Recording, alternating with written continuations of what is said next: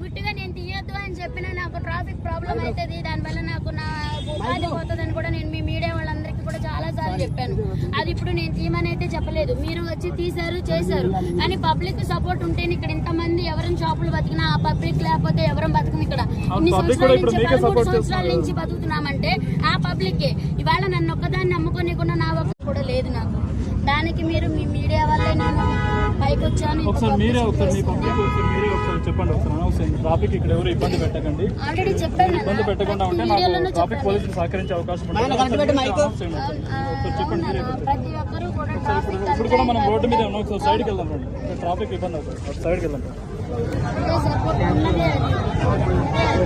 కాబట్టి ఇలానే ఉంటుంది, కానీ ఇక్కడ అందరికి పర్మిషన్ ఇచ్చి మీ ఒక్కరి దాన్ని ఆపారు.